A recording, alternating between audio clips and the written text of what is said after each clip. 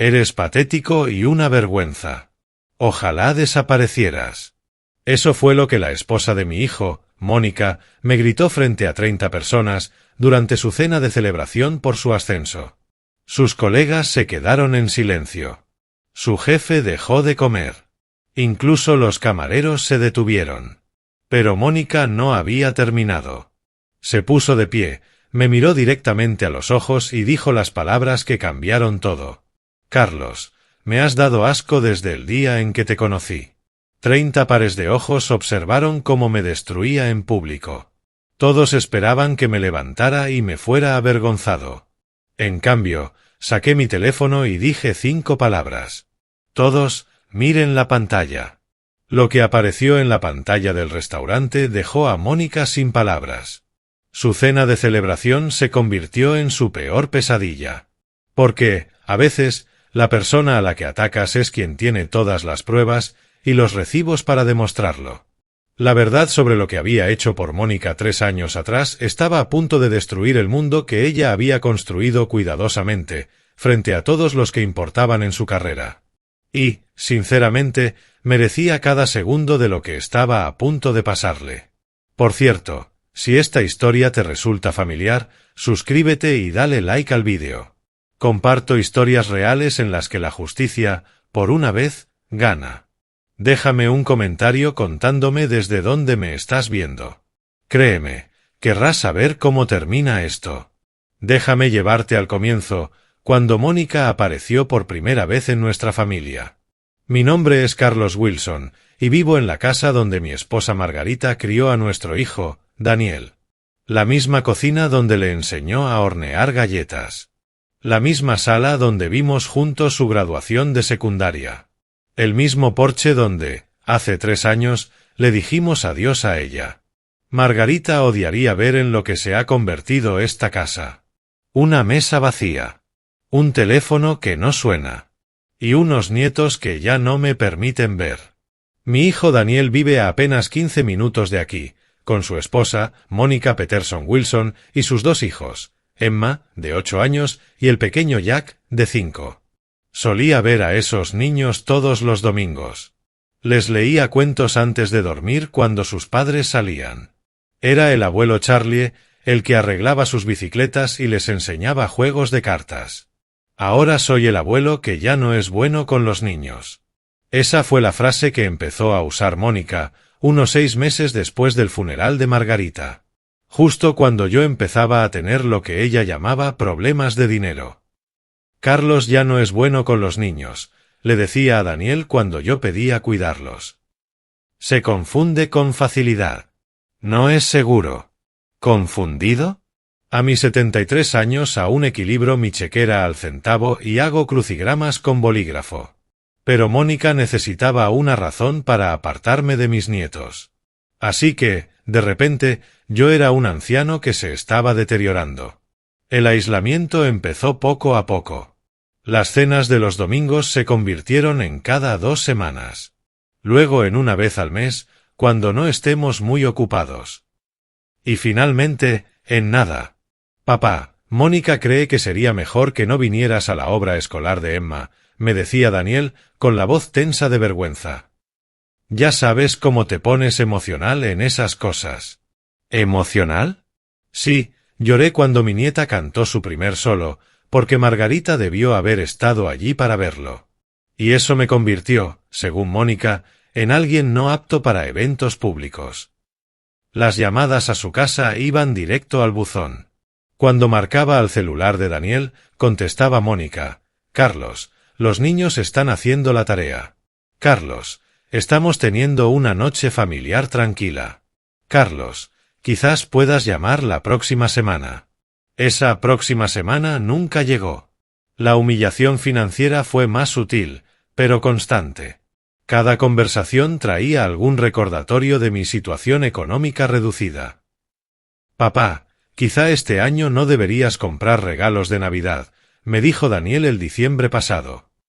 Mónica piensa que da un mal ejemplo a los niños gastar dinero que no tienes. Les había comprado a cada nieto un libro usado de $20. Mónica los devolvió.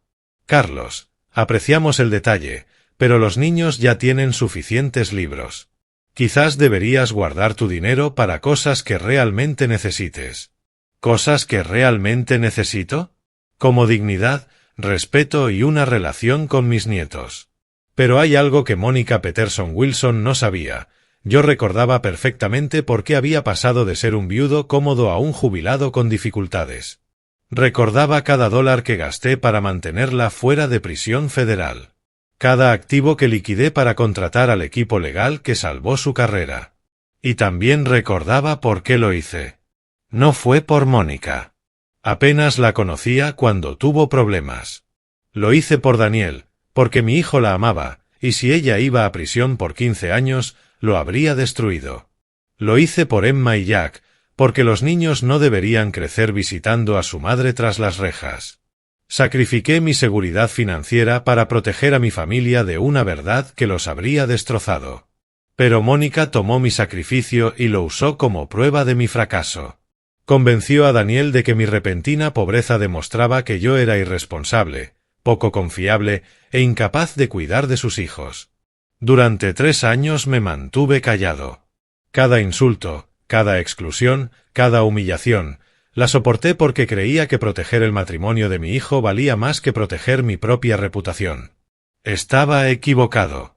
Esa noche, Mónica estaba a punto de aprender que Carlos Wilson guarda registros impecables, y que un hombre que lo ha perdido todo ya no tiene nada que perder. Vivir solo con una pensión en una casa pensada para 2 personas no se trata solo de dinero. Se trata de ecos. La taza de café de Margarita sigue en el armario de la cocina. Sus gafas de lectura aún descansan en la mesita de noche. El reloj de péndulo que daba cuerda cada domingo sigue sonando, pero ya no hay nadie para escucharlo. $1.800 al mes parecen manejables, hasta que consideras los impuestos de una casa que compramos hace 40 años, en lo que ahora es un barrio caro. Súmale el seguro médico, los copagos de recetas y la calefacción de una casa de 3 habitaciones construida en 1963, y no queda mucho para lujos como el orgullo. Mónica se encargó de que entendiera perfectamente la aritmética de mi situación. Carlos, eres un hombre con casa pero sin dinero, anunció durante una de las pocas reuniones familiares a las que todavía podía asistir. Deberías vender esa casa enorme y mudarte a un lugar más acorde con tu nivel de ingresos. Más acorde quería decir barato. Y lejos de Daniel y de los niños. Papá, Mónica encontró unas comunidades para mayores muy lindas, a 1 hora de la ciudad, añadía Daniel, mostrándome folletos brillantes. Las cuotas mensuales son muy razonables. 1 hora fuera de la ciudad significaba no volver a ver a Emma ni a Jack. Mónica sabía perfectamente lo que sugería. Pero el verdadero tormento era la distancia emocional. Emma empezó a preguntarle a su padre por qué el abuelo Charlie ya no los visitaba. El abuelo está ocupado, cariño, le decía Daniel, sin saber que yo escuchaba desde la cocina durante una de mis escasas visitas supervisadas. Pero él venía todos los domingos, respondía Emma. ¿Hicimos algo mal? No, mi amor. A veces los adultos tienen situaciones complicadas. Situaciones complicadas. Así llamaban ahora a mi amor por esos niños. El mes pasado intenté llamar a Emma directamente, al viejo teléfono de Daniel que le habían dado a ella. Pero contestó Mónica. Carlos, Emma no puede hablar ahora. Está adaptándose a una nueva rutina, y creemos que es mejor que se concentre en sus amigas del colegio, no en distracciones externas. Distracciones externas. Eso era yo para mi propia nieta. Y para colmo, las citas médicas empezaban a volverse más difíciles de manejar también. Mi medicación para la presión arterial cuesta $200 al mes, incluso con Medicare. La semana pasada tuve que cancelar mi cita con el dentista, porque los $300 de la limpieza significaban elegir entre cuidar mis dientes o comprar comida. Cuando mencioné mi situación dental a Daniel, con la esperanza de que tal vez ofreciera ayudarme, Mónica escuchó la conversación. Carlos, necesitas aprender a administrar mejor tu presupuesto médico, dijo con tono condescendiente. Tal vez si redujeras tu estilo de vida, tendrías más dinero para tus gastos de salud. Cada conversación terminaba girando alrededor de lo mismo, la casa. Mónica quería que me fuera. No solo del vecindario, sino de su mapa familiar. Pero el verdadero costo de mi silencio no era económico. Era ver a mi hijo convertirse en alguien que ya no reconocía. Daniel solía llamarme 2 veces por semana, solo para charlar. Ahora nuestras conversaciones eran breves, llenas de disculpas, y siempre incluían alguna nueva sugerencia de Mónica para mi vida. Papá, Mónica cree que te haría bien unirte a grupos sociales para personas mayores, me dijo una vez. Sal un poco más, conoce gente de tu edad. ¿Gente de mi edad? Como si mi propia familia se hubiera vuelto inapropiada para mi rango etario. Papá, Mónica encontró un excelente servicio de comidas a domicilio para ancianos. Muy asequible, agregó otra vez. ¿Ancianos? ¿Cuándo había dejado de ser el padre de Daniel para convertirme en una categoría etaria? Mis nietos empezaban a olvidarme. La última vez que vi a Jack, estaba tímido, inseguro, como si yo fuera un extraño con su mismo apellido. Emma le preguntó a Daniel si estaba enfermo, porque el abuelo Charlie parecía triste todo el tiempo. Y tenía razón. Estaba triste. Estaba de duelo. No solo por Margarita, sino por la familia que creí que habíamos construido. Las cenas de los domingos, los cuentos antes de dormir, la creencia ingenua de que el amor bastaba para mantener a la gente unida. Mónica había borrado sistemáticamente mi presencia de la vida familiar, utilizando mi sacrificio financiero como evidencia de que merecía ser borrado.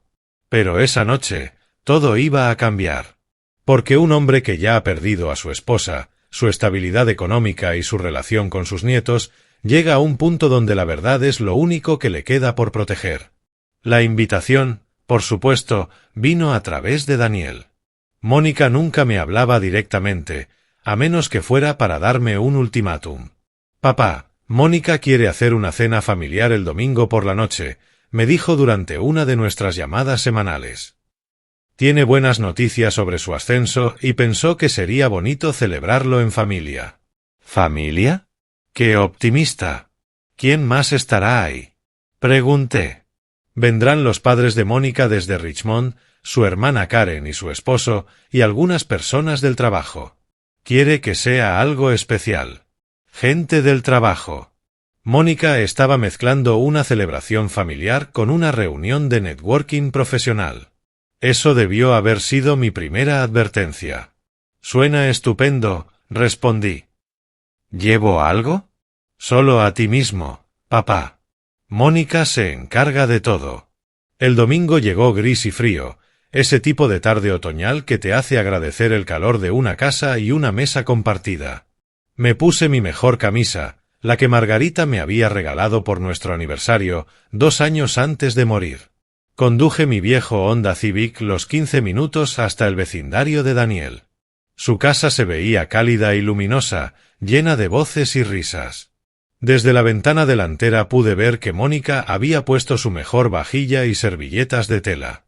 Definitivamente, era una ocasión especial.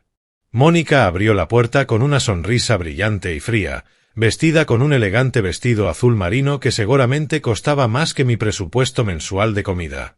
Carlos, qué gusto que hayas venido. Pasa, pasa, dijo, guiándome hacia la sala, donde unas 20 personas conversaban con copas de vino y bandejas de aperitivos. Reconocí a sus padres, a su hermana y algunos rostros de reuniones anteriores. El resto debían ser sus colegas. Todos, este es mi suegro, Carlos, anunció Mónica. Carlos, ellos son algunos de mis compañeros de trabajo. Estamos celebrando mi ascenso a directora financiera. Siguieron apretones de mano y felicitaciones educadas. Mónica había presentado la noche como una celebración profesional con testigos familiares, no al revés. Daniel apareció a mi lado con una cerveza. Hola, papá. Gracias por venir. No me lo habría perdido, respondí, aunque algo en el ambiente me resultaba extraño. Durante la hora del cóctel, me limité a observar. Mónica dominaba la conversación, hablando de sus nuevas responsabilidades, su aumento de salario, su prometedor futuro en la empresa.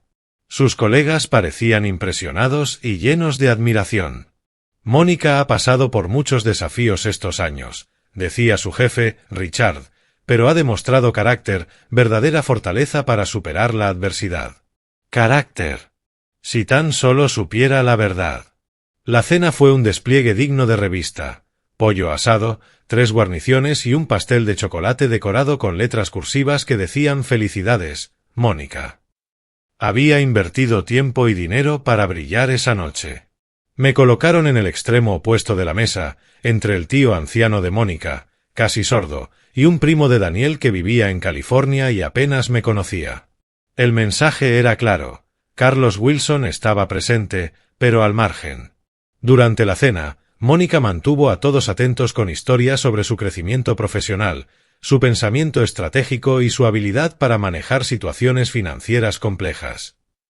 Hace 3 años enfrenté una crisis que pudo haber terminado con mi carrera, dijo ante su público fascinado, pero logré salir adelante gracias a la planificación y la determinación personal. Determinación personal. Por poco se me atragantó el vino. Cuéntale sobre el problema legal, intervino su hermana Karen, divertida. Ah, eso, respondió Mónica, restándole importancia con un gesto de la mano. Tuve unos pequeños inconvenientes de cumplimiento en mi antiguo trabajo. Nada serio, pero requirió cierta asesoría legal. Logré resolverlo rápido y seguir adelante.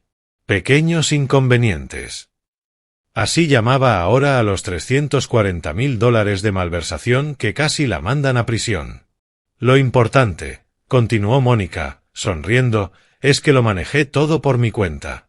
No necesité que nadie resolviera mis problemas. Creo que ahí fue cuando realmente aprendí el valor de la independencia. Independencia. La ironía era abrumadora. Pero yo sabía que Mónica se dirigía hacia algo más grande. Podía verlo en sus ojos, en cómo me miraba entre frase y frase. No me había invitado para celebrar su éxito, sino para afirmar su poder delante de todos. Cuando sirvieron el pastel, Mónica se levantó y golpeó su copa con un cuchillo para pedir silencio. «Quiero agradecerles por estar aquí esta noche», comenzó. «Este ascenso significa todo para mí, especialmente porque lo he conseguido con mi propio esfuerzo y determinación». Ahora me miraba directamente. ¿Saben? He aprendido algo importante estos últimos años. El éxito no se trata solo de talento. También implica tomar decisiones difíciles, establecer límites. A veces, hay que proteger a la familia de las influencias que pueden frenarla. La mesa empezaba a captar el subtexto. Algunas personas creen que la familia significa tolerar la debilidad, continuó. Algunos piensan que amar es aceptar la irresponsabilidad. Daniel bajó la mirada hacia su plato. Pero yo creo en la rendición de cuentas. Creo en el respeto ganado. Y creo que, a veces, hay que elegir entre la lealtad y el crecimiento. Fue entonces cuando pronunció la frase que lo cambió todo. Carlos, espero que lo entiendas. Me has dado asco desde el día en que te conocí. El problema de ser subestimado es que la gente deja de notar de que eres capaz. Mónica veía a un anciano con facturas atrasadas y asumía que esa era toda mi historia. Nunca se molestó en conocer la vida que había tenido antes de que ella entrara en ella. Carlos Wilson había sido ejecutivo bancario durante 42 años. Había manejado préstamos comerciales millonarios, negociado acuerdos financieros complejos y cultivado relaciones con abogados, investigadores y profesionales del sector en 3 estados. Y esas conexiones no desaparecen solo porque tu cuenta bancaria lo haga. Mónica tampoco sabía que Margarita, mi esposa, había trabajado como paralegal durante 3 décadas antes de jubilarse. Nuestra casa estaba llena de libros legales, archivadores y carpetas etiquetadas con precisión. Margarita siempre decía: «Carlos, el papel no miente. La gente sí, pero el papel no». Después de su muerte, mantuve intacto su sistema de archivos. Cada documento importante en su carpeta correspondiente, cada recibo ordenado por fecha y categoría, incluyendo una carpeta muy especial, rotulada, Gastos legales de Mónica 2021 a 2022. Las llamadas telefónicas comenzaron 3 semanas atrás, aunque no de la forma en que Mónica imaginaba. Señor Wilson, habla John Patterson, de Patterson y Asociados. Espero que me recuerde. Por supuesto que lo recordaba. Patterson había sido el abogado que manejó el caso más importante de mi vida, hace 3 años. El caso que me costó todo. John, me alegra escucharte, respondí. ¿En qué puedo ayudarte? Quería ponerme en contacto respecto al caso Peterson. Han surgido algunos acontecimientos que creo debería conocer. El caso Peterson. El caso de malversación de fondos de Mónica Peterson Wilson. ¿Qué tipo de acontecimientos? Pregunté. La señora Peterson Wilson ha estado haciendo declaraciones sobre su situación legal que no son del todo precisas, dijo con cautela. Le ha estado diciendo a la gente que manejó su defensa de forma independiente que nuestro bufete tomó el caso pro bono por razones publicitarias. Llevaba meses esperando esa llamada. Mónica llevaba un tiempo presumiendo su historia de éxito autodidacta, y en los círculos financieros pequeños, las habladurías vuelan. También ha estado diciendo que resolvió sus problemas legales y financieros por su propia cuenta, continuó Patterson, que nunca necesitó ayuda externa. Ayuda externa. Si sus invitados a la cena supieran cuánto costó mi ayuda externa. ¿Planeas corregir el registro? Le pregunté. Eso depende de usted, señor Wilson. Todavía está sujeto al acuerdo de confidencialidad que firmamos. Pero si las circunstancias cambian, si siente la necesidad de hablar del caso públicamente, tengo toda la documentación lista. Documentación. John Patterson era meticuloso. Guardaba copias de absolutamente todo. Esa conversación había sido 3 semanas atrás. Desde entonces, Patterson había estado preparando algo especial, un expediente completo, organizado cronológicamente, mostrando con exactitud cómo se había comprado la libertad de Mónica Peterson Wilson. Pero la parte legal era solo una pieza de mi preparación silenciosa. 2 semanas antes de la cena, llamé a una antigua colega, Patricia Winters, quien había empezado a trabajar en la misma empresa de Mónica 6 meses después que ella. ¿Carlos Wilson?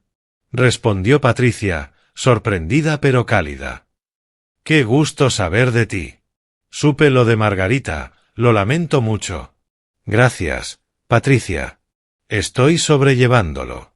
Escucha, quería preguntarte algo, sobre alguien. Mónica Peterson Wilson. Trabaja en tu departamento, ¿verdad? ¿Mónica? Sí, claro. Es interesante. Muy segura de sí misma. Habla constantemente de su historia de éxito, de cómo superó unos problemas legales hace unos años. ¿Y qué dice exactamente sobre esos problemas? No mucho. Es bastante vaga, pero da a entender que los resolvió sola, con brillante estrategia legal y mucha astucia. ¿Por qué lo preguntas? Solo curiosidad. Ya sabes, el mundo financiero es pequeño. Pero Patricia no era ingenua. Carlos, suenas como si supieras algo que yo no. Digamos que su versión de los hechos está incompleta.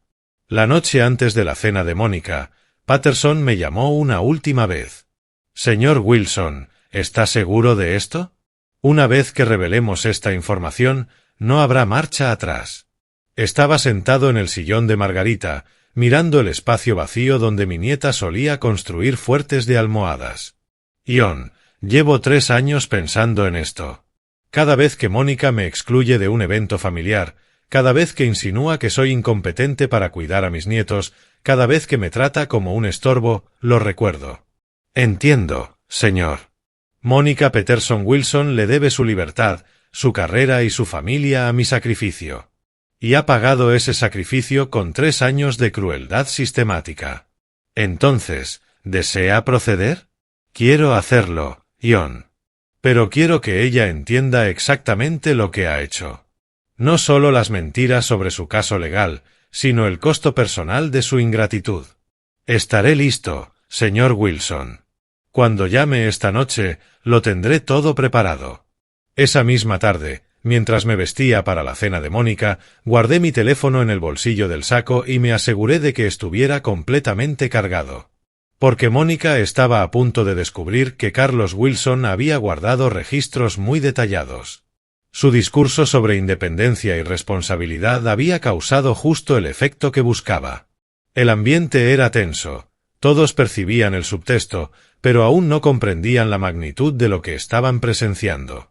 Y, sin embargo, Mónica no había terminado conmigo. «Carlos», dijo, girándose hacia mí mientras toda la mesa la observaba, «creo que ha llegado el momento de tener una conversación honesta sobre tu situación». La palabra situación flotó en el aire como una acusación.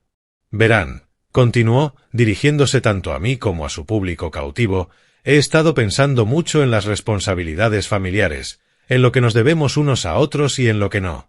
Daniel permanecía inmóvil a su lado, el rostro pálido, consciente del espectáculo que su esposa estaba a punto de montar. La verdad es que Carlos se ha convertido en una carga que Daniel y yo ya no podemos permitirnos seguir cargando.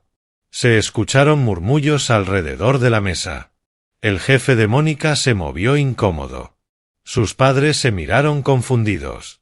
«Sé que suena duro», prosiguió ella, con la seguridad de quien cree tener todo el poder, «pero a veces la honestidad es necesaria. Especialmente frente a quienes se preocupan por el futuro de nuestra familia», añadió, señalando a sus colegas. «Estas son las personas que me han visto construir mi carrera, superar desafíos, crear estabilidad para los míos. Merecen conocer el panorama completo». Mónica estaba disfrazando la crueldad de transparencia. Durante 3 años, Carlos ha vivido por encima de sus posibilidades, en una casa que no puede mantener, conduciendo un coche destartalado, dependiendo del ingreso de mi esposo para cubrir sus gastos básicos. Las mentiras fluían con una naturalidad espeluznante. Jamás me habían dado un solo centavo. Pretende que financiemos su mala planificación mientras no aporta nada, salvo culpa y manipulación emocional. Su hermana Karen se removió incómoda. «Mónica, quizá este no sea el momento». «No, Karen», la interrumpió ella con firmeza. «Estoy cansada de proteger sus sentimientos. Cansada de fingir que esta situación es sostenible». Se volvió hacia mí, con los ojos encendidos de satisfacción cruel. «Carlos, has estado viviendo en negación. Actúas como si tus problemas económicos simplemente te hubieran sucedido, como si fueras víctima de la mala suerte». Hizo una pausa para acentuar cada palabra. «Pero la verdad es que eres un hombre de 73 años que fracasó en planificar su retiro. Tomaste malas decisiones y ahora esperas que tu hijo limpie el desastre». La habitación quedó en silencio. Solo se escuchaba la respiración de los presentes. «Daniel trabaja 60 horas a la semana como maestro para mantener a su familia», continuó Mónica, elevando la voz. «Tenemos una hipoteca, 2 hijos que algún día irán a la universidad y nuestra propia jubilación que planificar». Todo eso era cierto, pero lo decía como si fuera culpa mía. «He tratado de ser paciente», prosiguió. «He intentado ser comprensiva, pero ya no puedo seguir viendo cómo arrastras a mi esposo hacia abajo». Metió la mano en su bolso y sacó una tarjeta. «Esto es Sunset Manor», anunció, depositando la tarjeta frente a mí como si fuera un documento judicial. «Es una residencia asistida muy agradable, a unos 45 minutos de la ciudad. La tarifa mensual se cubriría con tu seguro social. Tendrías habitación privada, comidas incluidas y actividades con gente de tu edad. Creo que ha llegado el momento de que consideres seriamente hacer esta transición, por el bien de todos», añadió con una sonrisa impostada. El jefe de Mónica miraba fijamente su postre. Sus compañeros de trabajo estaban visiblemente incómodos. Incluso sus propios padres parecían avergonzados por la escena pública que su hija estaba provocando. «Daniel y yo tenemos nuestro propio futuro que construir», continuó Mónica, «nuestros hijos que mantener. No podemos seguir siendo responsables de alguien que se niega a hacerse responsable de sí mismo». Daniel por fin encontró su voz. «Mónica, por favor. No aquí. No de esta manera». «No», Daniel lo cortó tajante. Has permitido esto por demasiado tiempo. Tu padre ha tenido 3 años para arreglar sus finanzas, 3 años para reducir gastos, adaptarse, encontrar soluciones. Se estaba encendiendo, alimentada por la atención y la incomodidad del público. En lugar de eso, solo ha existido, dijo, cada vez más agitada.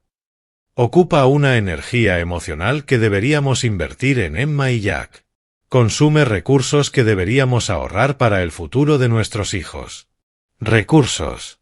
Así describía mi presencia, como si fuera una sanguijuela emocional. Y sinceramente, gritó, ya casi sin control, estoy cansada de fingir que esto es normal. De actuar como si fuera aceptable que un hombre adulto espere que su hijo le resuelva los problemas. Se inclinó hacia adelante y bajó la voz a un susurro venenoso que, sin embargo, se escuchó en toda la sala. ¿Quieres saber qué es lo que realmente me molesta de ti, Carlos? No es que seas pobre. La gente pobre puede conservar su dignidad. El veneno en su tono era insoportable. Lo que me molesta es que eres patético. Te sientas cada domingo, cuando aún te invitábamos, con tus historias tristes sobre medicinas y reparaciones de coche. Conduces ese ridículo Honda, te vistes con ropa de segunda mano y actúas como si el mundo te debiera compasión.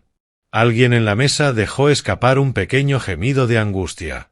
Pero hay algo que no pareces entender, Carlos, dijo con una sonrisa helada.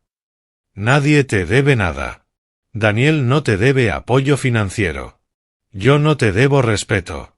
Y esta familia no te debe un lugar en su mesa.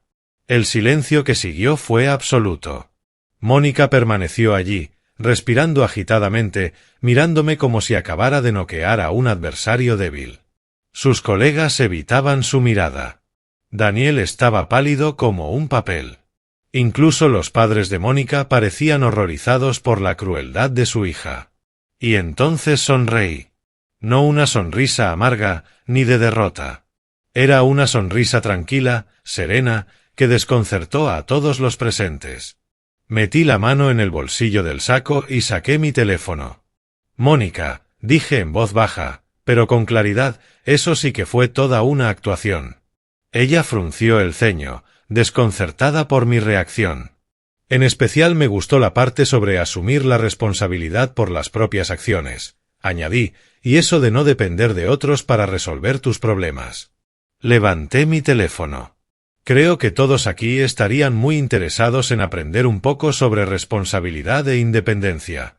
La expresión confiada de Mónica empezó a desmoronarse. ¿De qué estás hablando?, preguntó con voz tensa. Me puse de pie lentamente, con el teléfono en la mano. Todos, por favor, dije dirigiéndome a la mesa, miren la pantalla.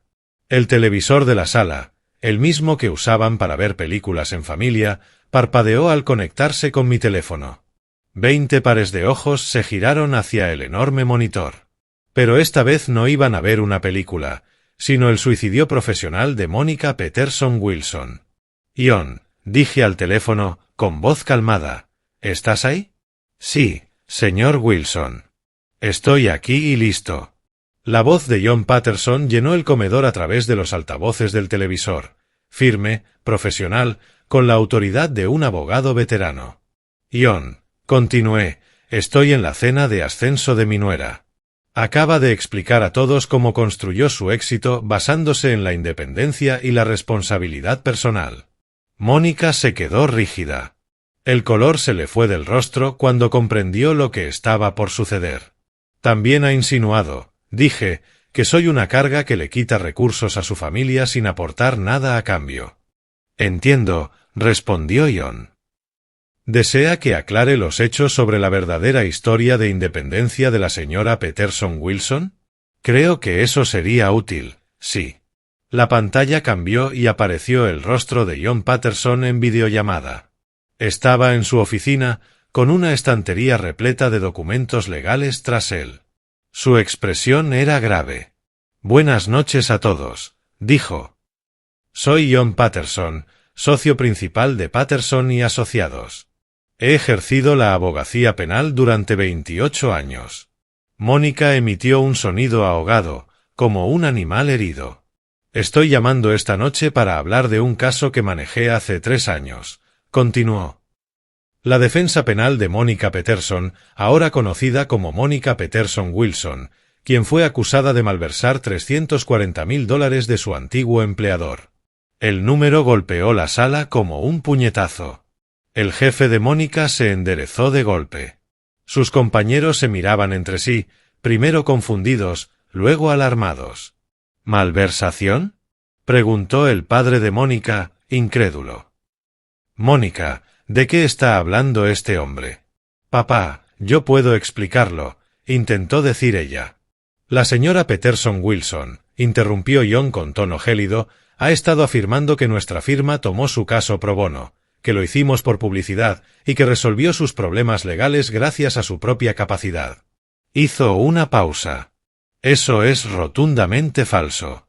En la pantalla apareció el primer documento, un contrato de honorarios entre Patterson y Asociados y Carlos Wilson, fechado el 15 de marzo de 2021. El acuerdo mostraba una tarifa de $850 por hora por los servicios del abogado. La defensa legal de la señora Peterson Wilson fue pagada íntegramente por Carlos Wilson, continuó John con tono profesional. Costo total, $920.000. Pagados durante 8 meses, entre 2021 y comienzos de 2022. El jefe de Mónica la observaba ahora con una mezcla de sorpresa y alarma. El caso fue complejo, explicó John. La señora Peterson Wilson malversó fondos mediante pagos fraudulentos a proveedores durante un periodo de 8 meses. Enfrentaba cargos federales y una posible condena de 12 a 15 años de prisión. En la pantalla aparecieron más documentos, informes del FBI, registros bancarios, acusaciones federales. John, intervine. ¿Podrías explicar cómo pude pagar esos honorarios legales? Por supuesto, respondió él. Apareció otro documento, un contrato de venta de propiedad. El señor Wilson vendió su casa familiar para financiar la defensa de la señora Peterson Wilson. Precio de venta, $680.000.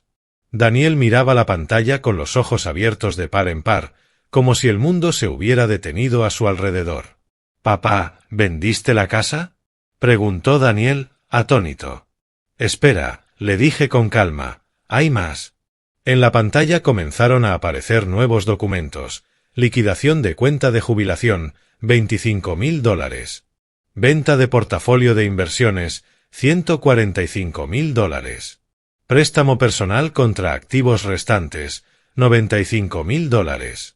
El señor Wilson, explicó John Patterson con precisión profesional, liquidó todos sus ahorros de jubilación, vendió su portafolio de inversiones y contrajo un préstamo sobre sus bienes restantes para financiar la defensa de la señora Peterson Wilson. Mónica negaba con la cabeza, con los ojos vidriosos y las lágrimas comenzando a caer. El resultado, continuó John, fue un acuerdo de culpabilidad que sustituyó la pena de prisión federal por libertad condicional, servicio comunitario y restitución económica. La señora Peterson Wilson no pasó ni un solo día en la cárcel. Hizo una pausa para dejar que la información calara en la sala.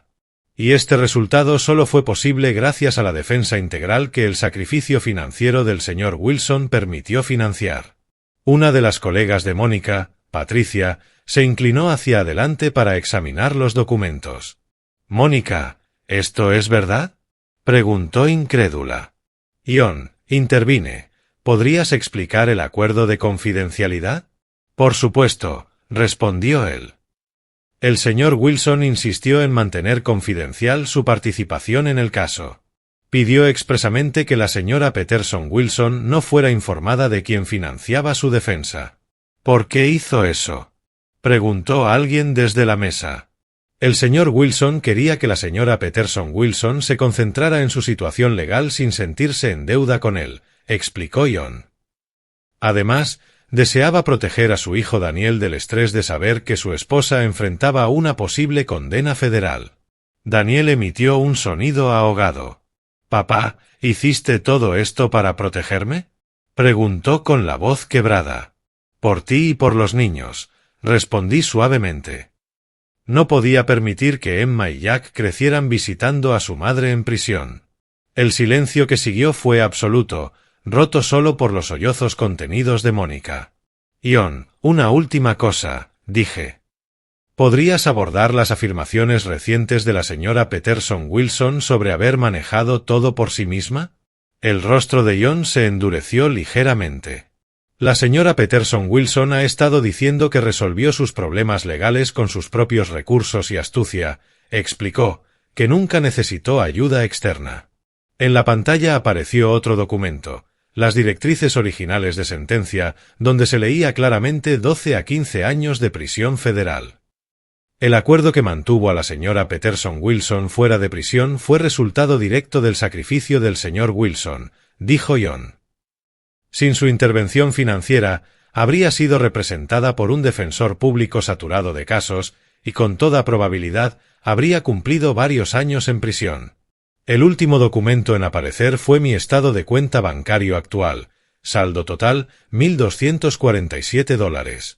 Señoras y señores, dijo Ion dirigiéndose a la sala, acaban de presenciar cómo una mujer humilló públicamente al hombre que lo sacrificó todo para salvarla de la cárcel federal. Mónica ya lloraba abiertamente, su maquillaje corriéndose por las mejillas. Gracias por aclarar el registro, Ion, dije con voz firme. Un placer, señor Wilson. El expediente completo quedará disponible por si alguien desea verificar los hechos, respondió el abogado antes de colgar. La pantalla se apagó. Y lo que siguió fue un silencio tan espeso que parecía absorber el aire. 20 personas tratando de procesar lo que acababan de presenciar.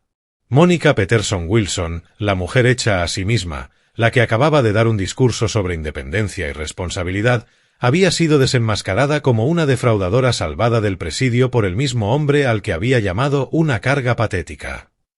Pero aquello era solo el comienzo de su lección sobre consecuencias.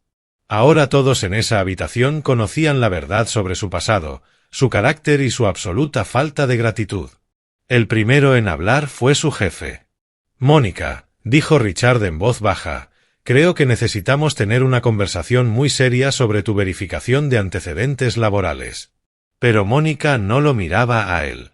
Me miraba a mí, con una mezcla de horror y desconcierto en el rostro.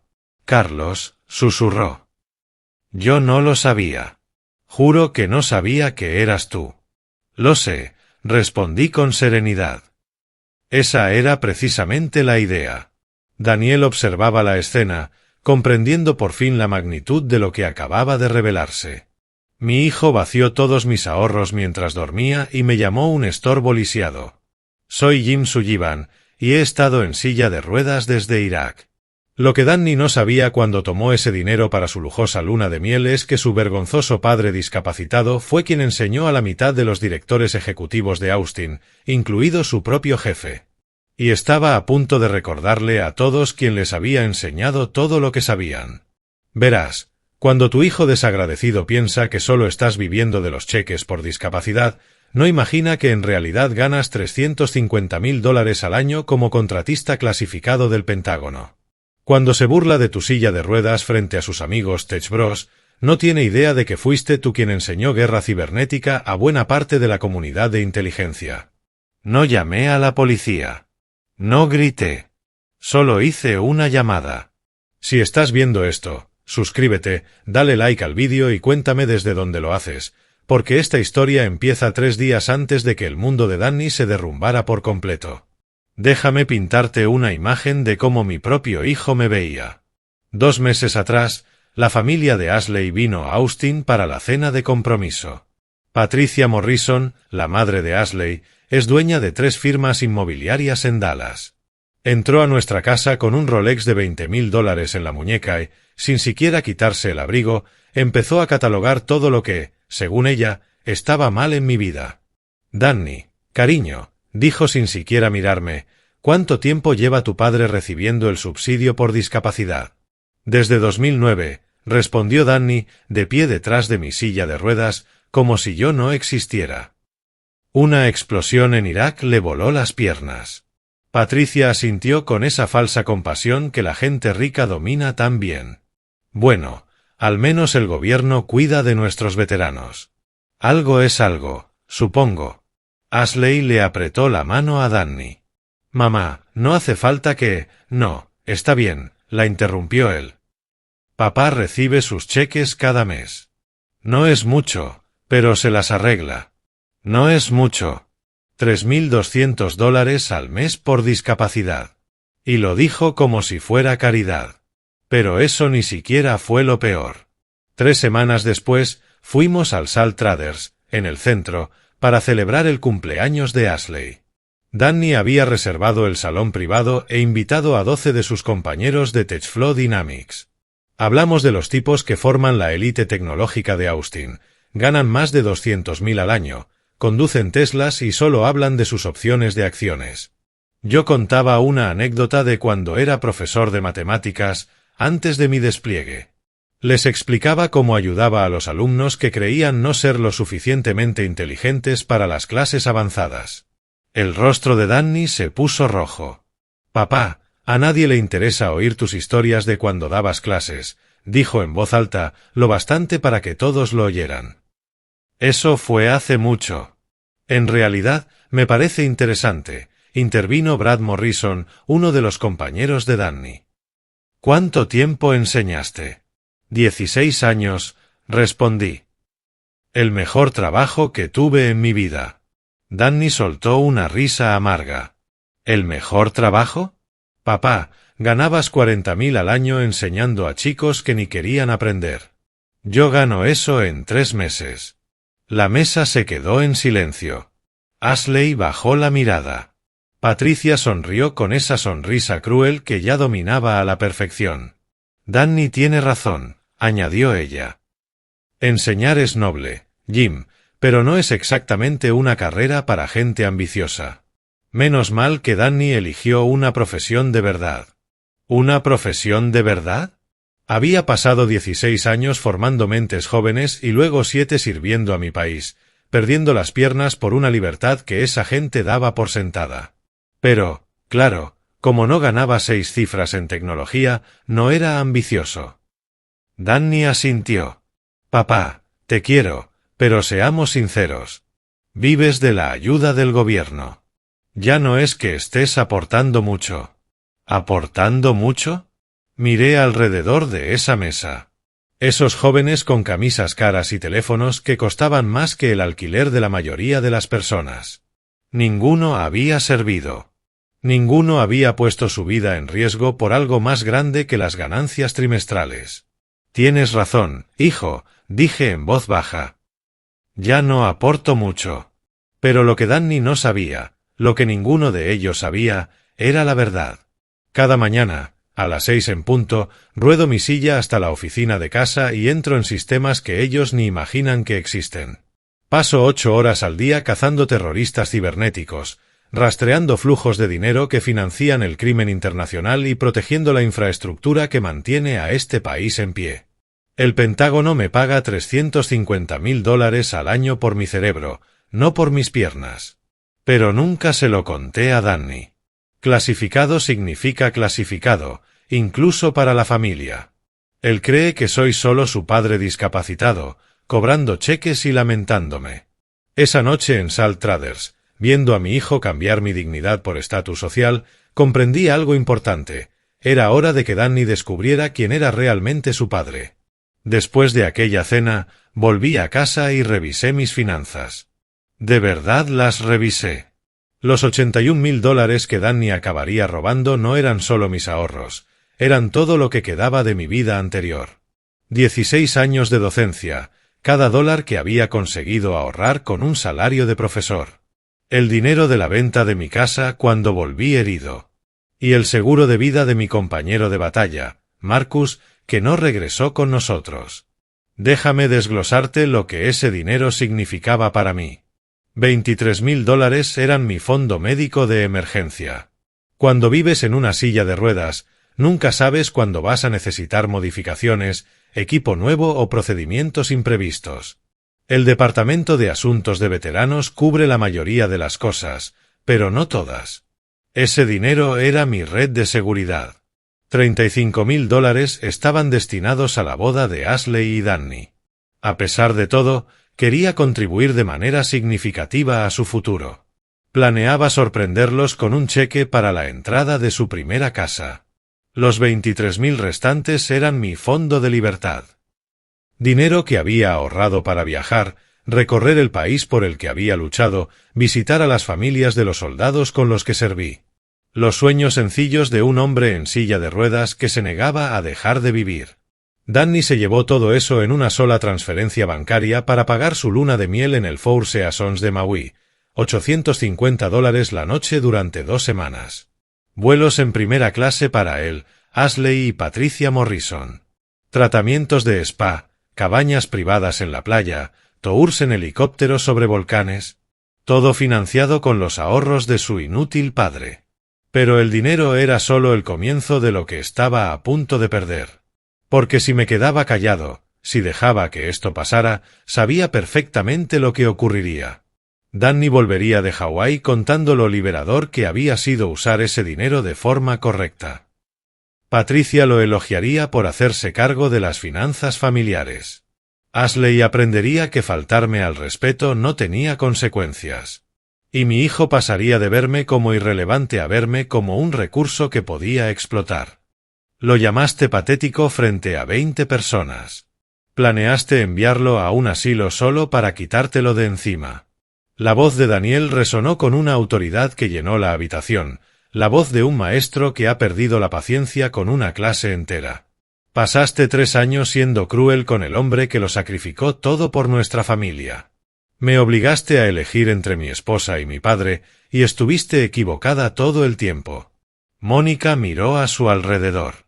20 rostros la observaban, esperando algo. La mujer que había pasado la noche predicando sobre responsabilidad estaba a punto de aprender lo que realmente significaba. Carlos, dijo entre sollozos. Lo siento tanto. No tenía idea. No sabía que había sacrificado tanto por mí, por nosotros. Pero ya era demasiado tarde.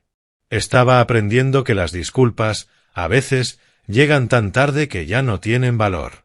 El daño estaba hecho. Su reputación profesional estaba destruida. Sus lazos familiares, rotos. Su matrimonio, probablemente terminado. Y todo aquello podría haberse evitado si simplemente me hubiera tratado con un mínimo de humanidad. Comprendí entonces que la justicia, aunque tarde, siempre llega. Y cuando lo hace, es implacable. La disculpa final fue tan dolorosa de presenciar como lo había sido su humillación pública. Carlos, dijo entre lágrimas, te lo juro, lo siento de verdad. No sabía lo que habías hecho por mí, por nuestra familia. Sus palabras resonaron en el comedor silencioso, pero sonaban vacías. 3 años demasiado tarde y con 20 testigos de por medio. No entiendo por qué no me lo dijiste, continuó, buscando en las miradas de todos algo de compasión. ¿Por qué nadie me lo dijo? Porque quería ver quién eras en realidad, respondí con calma. Sin que te sintieras en deuda conmigo. El significado de esas palabras cayó sobre ella como una sentencia. Y Mónica había reprobado esa prueba con creces. Richard Steinberg hablaba por teléfono en la esquina, su voz baja pero tensa. Alcancé a escuchar fragmentos, inconsistencias en la verificación de antecedentes, problemas de confianza con clientes, revisión inmediata requerida. Su vida profesional se desmoronaba en tiempo real. Mónica, dijo Patricia Winters en voz baja, ¿te das cuenta de que la mitad de las personas en esta sala trabajan con clientes que nos confían su información financiera? El rostro de Mónica empalideció aún más. ¿Cómo vamos a explicarles que nuestra directora financiera es una exdefraudadora que mintió sobre su pasado? Añadió otro colega. Yo no fui condenada, susurró Mónica desesperada. Acepté un acuerdo de culpabilidad porque Carlos Wilson pagó tu defensa, la interrumpió Daniel con una claridad que dolía. Si no fuera por él, habría sido condenada y encarcelada. La mesa se volvió en su contra. Sus compañeros ya pensaban en cómo protegerse, en cómo distanciarse de una mujer que acababa de convertirse en una bomba profesional. Pero lo más devastador no era su carrera, era su familia. Daniel la miraba como si la viera por primera vez. Realmente la estaba viendo. Mónica, dijo lentamente, durante 3 años fuiste cruel con mi padre. Lo excluiste de la vida de nuestros hijos. Lo humillaste. Me hiciste elegir entre tú y él. Mónica trató de tomarle la mano, pero él la apartó. Y todo ese tiempo, él era la razón por la que tú no estabas en prisión. Daniel, no lo sabía, murmuró ella. Pero sabías que lo que hacías estaba mal, la interrumpió él. Sabías que eras cruel. Sabías que lo lastimabas. Y no te importó, porque pensabas que él era demasiado débil para detenerte. La verdad cayó sobre todos como una mortaja. Mónica no había sido cruel por ignorancia, sino por arrogancia. Sus padres se miraban con pánico, murmurando entre sí. Su padre parecía calcular los daños legales y financieros. Su madre, ¿cómo explicarle aquello a sus amigas en Richmond? Mónica, querida, dijo finalmente su madre, con voz temblorosa, tenemos que hablar en privado muy pronto. Incluso su propia familia comenzaba a alejarse. El efecto dominó había comenzado. Richard regresó de sus llamadas con el rostro serio. Mónica, dijo con tono oficial, hablé con el departamento legal y con recursos humanos. Necesitamos realizar una auditoría completa de tus archivos de clientes y tus declaraciones financieras. Queda suspendida mientras dure la investigación. Richard, por favor. No es negociable, la cortó. Mentiste sobre tus antecedentes penales durante el proceso de contratación. Eso basta para tu destitución inmediata, sin importar tu desempeño. El veredicto estaba dictado. Mónica Peterson Wilson había perdido todo, su empleo, su reputación y la familia que alguna vez creyó controlar. Pero el desempeño laboral de Mónica también iba a quedar bajo escrutinio, continuó Richard con voz firme. Tendremos que revisar cada interacción que hayas tenido con tus clientes. Si alguno de ellos descubre que su asesora financiera tiene antecedentes de malversación, sin importar las circunstancias, podríamos enfrentar graves consecuencias legales. La carrera de Mónica no solo estaba terminando. Se había convertido en un riesgo para todos los que alguna vez confiaron en ella. Patricia ya estaba tomando fotografías de la pantalla de su teléfono, documentando lo ocurrido. En cuestión de horas, la historia se filtraría por todos los círculos profesionales de la ciudad. Mónica, dijo Patricia finalmente, sabes que tengo la obligación de reportar esto al Consejo Estatal de Licencias. Los profesionales financieros están obligados por ley a declarar antecedentes criminales, incluso si los registros fueron sellados. El futuro profesional de Mónica estaba oficialmente arruinado. Pero el cambio más profundo no fue ese. Fue la forma en que Daniel volvió a mirarme. Por primera vez en 3 años, mi hijo me ayudó a ponerme el abrigo. Me acompañó hasta el coche. Y antes de dejarme ir, me preguntó si necesitaba algo. Papá, dijo mientras estábamos en el camino de entrada, no sé cómo disculparme por todo lo que he permitido. No tienes que hacerlo, hijo, respondí. Sí, debo hacerlo. Elegí su comodidad sobre tu dignidad. Me quedé callado mientras mi esposa humillaba a mi padre. Me avergüenzo del hombre en el que me convertí. El respeto que Mónica había destruido durante 3 años empezaba a reconstruirse en ese instante. Mientras conducía de regreso a casa por las calles silenciosas, mi teléfono comenzó a sonar. Las noticias viajaban más rápido de lo que imaginaba. La primera llamada fue de Emma. Abuelo Charlie. Su vocecita de 8 años sonaba confundida pero llena de esperanza. Papá dice que vendrás a mi partido de fútbol el sábado. ¿Es verdad? Sí, cariño, respondí con un nudo en la garganta. Estaré allí. La segunda llamada fue de Jack. Abuelo, papá dice que podemos volver a hacer pijamadas. ¿Podemos construir fuertes de almohadas? Podemos construir el más grande que hayas visto, le dije sonriendo. La tercera llamada fue de John Patterson. Señor Wilson, espero que esté satisfecho con lo que ocurrió esta noche. Lo estoy, John. Gracias por todo. ¿Se arrepiente de algo? ¿Del sacrificio que hizo? Pensé en su pregunta mientras estacionaba frente a mi casa vacía. No, John. No me arrepiento de haber salvado a alguien de la prisión. Me arrepiento de que no haya aprendido nada de ser salvada. Mónica Peterson Wilson había pasado 3 años dando por hecho mi sacrificio. Ahora pasaría el resto de su vida pagando el precio de ese error. El lunes por la mañana llegaron llamadas que no esperaba. La primera fue de Richard Steinberg. Señor Wilson, disculpe la llamada tan temprano, pero quería hablarle personalmente sobre lo ocurrido anoche. Por supuesto, Richard, respondí. He pasado el fin de semana revisando el expediente de Mónica y su cartera de clientes. La situación es compleja. Tendremos que realizar una auditoría completa, y honestamente, podríamos enfrentar demandas de clientes que se sientan engañados. Lo entiendo, dije. Señor Wilson, también quería ofrecerle algo. Nuestra firma necesita a alguien con su integridad y experiencia. Sería un puesto de consultoría a medio tiempo, manejando relaciones con clientes y asuntos financieros sensibles. Después de lo que presencié anoche, estoy convencido de que nuestros clientes se beneficiarían al trabajar con alguien de su carácter. Una oferta de trabajo. No lo había visto venir. Y sin embargo, sonreí. La segunda llamada fue de Daniel. Papá, ¿puedes venir? Me pidió. Mónica quiere hablar contigo. Tiene algo que necesita entregarte. Cuando llegué a su casa, Mónica me esperaba en la sala de estar. Tenía ojeras profundas y el rostro demacrado. Sobre la mesa había una carpeta manila y lo que parecía ser un documento legal. Carlos, dijo con voz temblorosa, he pasado todo el fin de semana pensando en cómo reparar lo que hice.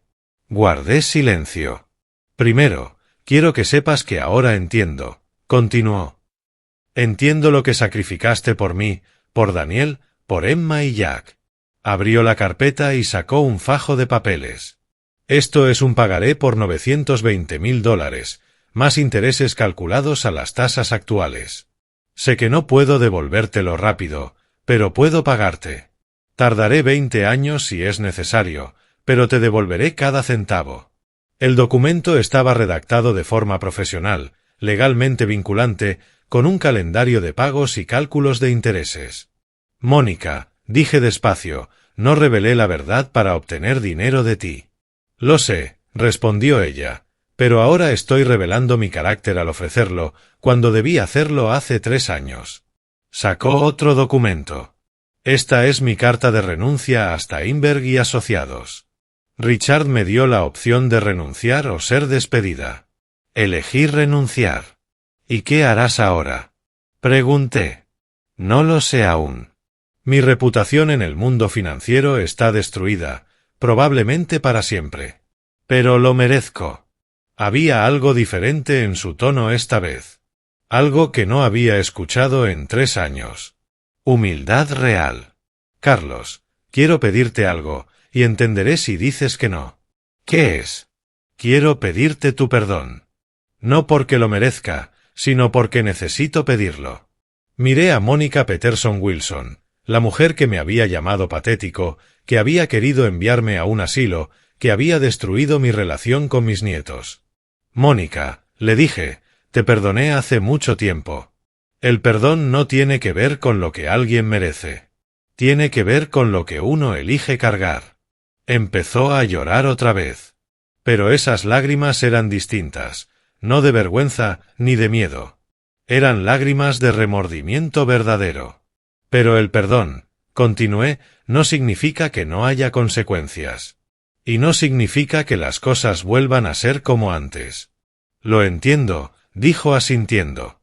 De ahora en adelante, si quieres una relación con esta familia, deberá construirse sobre la verdad. Sobre tu pasado, tus finanzas y tu carácter. Sí, señor, respondió, bajando la mirada. Me giré hacia Daniel. ¿Y tú, hijo, Le dije, si alguien vuelve a faltarle el respeto a tu padre, hablas de inmediato. Sí, papá, respondió con voz firme. El sábado siguiente asistí al partido de fútbol de Emma. Me senté junto a Daniel en las gradas y animé a mi nieta mientras marcaba su primer gol de la temporada. Después del partido, corrió hacia mí con la camiseta llena de manchas de césped y una sonrisa radiante. Abuelo Charlie, ¿viste mi gol? Lo vi, cariño, respondí. Estoy muy orgulloso de ti. Esa noche, Jack vino a mi casa para nuestra primera pijamada en 3 años. Construimos un fuerte de almohadas en la sala y leímos cuentos hasta que se quedó dormido sobre mi hombro. El domingo por la mañana, Daniel me llamó. Papá. Mónica se mudó con sus padres a Richmond. Nos separamos. No sé si esto puede arreglarse. Lo siento, hijo, le dije con sinceridad. Yo no, respondió él, en voz baja. Por primera vez en 3 años, siento que puedo respirar, que puedo ser yo mismo otra vez. ¿Y los niños? Pregunté. Pasarán los fines de semana con ella. Pero papá, ellos quieren pasar más tiempo contigo. ¿Está bien? Eso está más que bien, hijo, dije, con una sonrisa que hacía años no sentía. Al mirar atrás, comprendí que la verdad no solo destruyó las mentiras de Mónica. También reconstruyó algo mucho más valioso, mi relación con mi hijo y con mis nietos. Mónica Peterson Wilson había pasado 3 años dando por hecho mi sacrificio. Ahora, yo estaba recuperando a mi familia. Y eso, me di cuenta, era la victoria más importante de todas. La justicia no se trata solo de castigar a los culpables. A veces, también significa restaurar la paz y la dignidad de quienes fueron heridos injustamente. Porque la verdadera justicia no siempre llega en forma de venganza, sino en forma de revelación, redención y equilibrio.